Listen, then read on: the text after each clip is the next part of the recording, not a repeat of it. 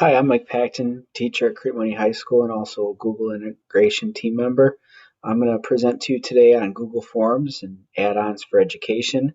I've broken this training up into three sections: basics, advanced, and then some additional add-ons. So before we begin, if you pause the video and go to this website, it'll take you to a form that I've created specifically for this training session. If you're in a live workshop, we'll be doing this together. By the end of the workshop, you should be able to create and share Google Forms with ease. You'll demonstrate advanced features, and also you'll be able to access and use additional add-ons to help make Google Forms even more powerful. So here we go with the beginner portion of our training. And in my workshops, I use a Jedi theme. So if you notice that, Star Wars fans out there, I'm going to keep that in this video for today.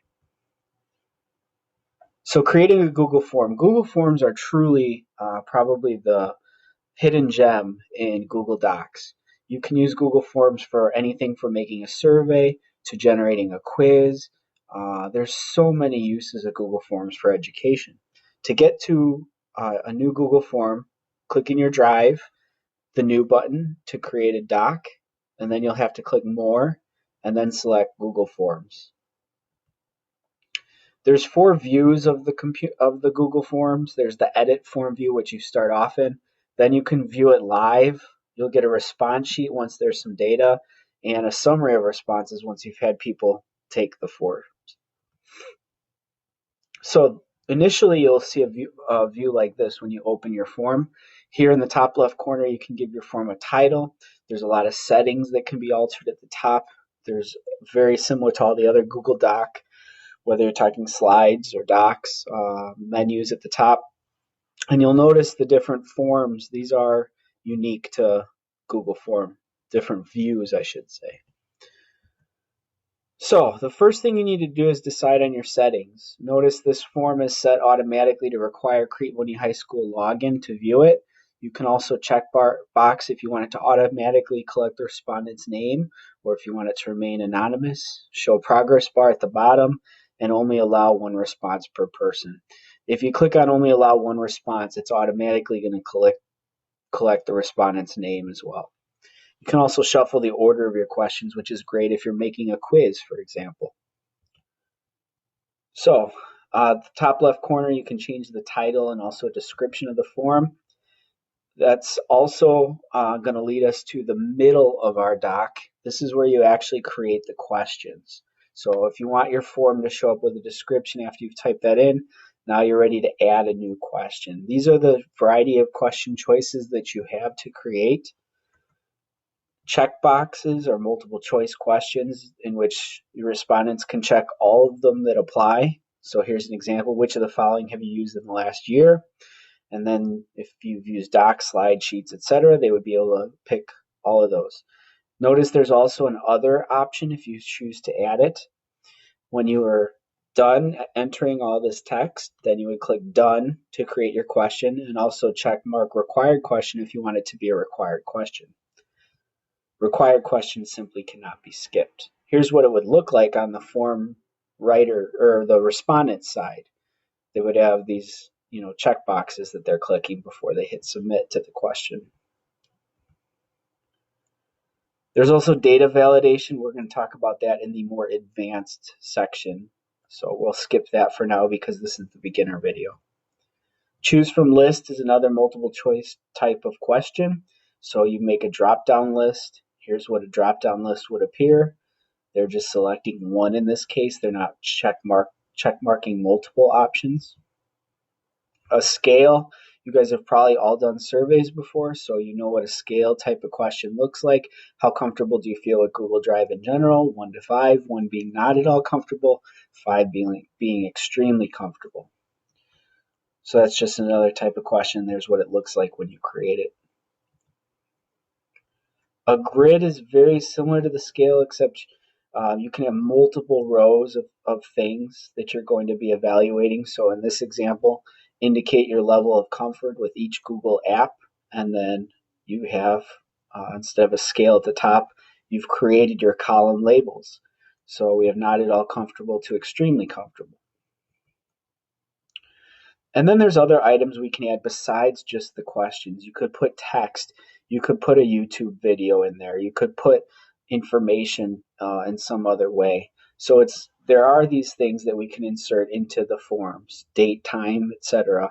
You can page break it off. If I'm making a quiz for my class, I might shuffle all the questions like I showed you earlier, and then I might also have page breaks between every question. So if kids are taking this, they're getting them in a random order and they're not looking next door at their neighbors to see what question they're on.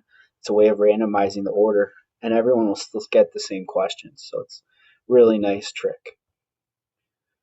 At the bottom, you have the ability to give a customized submitted page. So for example, if someone took the survey that I've just been using throughout the slides, they would receive this message at the end when they submit the form.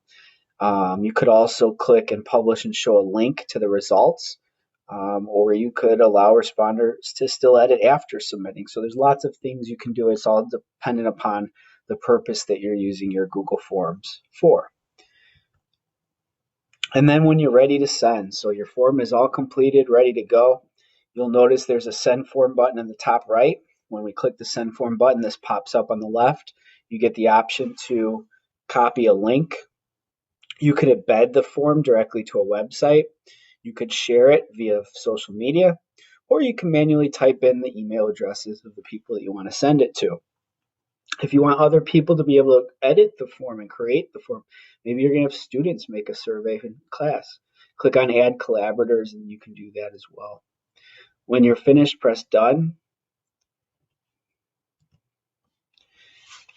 And then it's off. It's ready to be used. The live form view, if you're like me, you want to see what it's going to look like when the students receive it or another person. So you can click the View Live Form button, and this will change it to the live form view.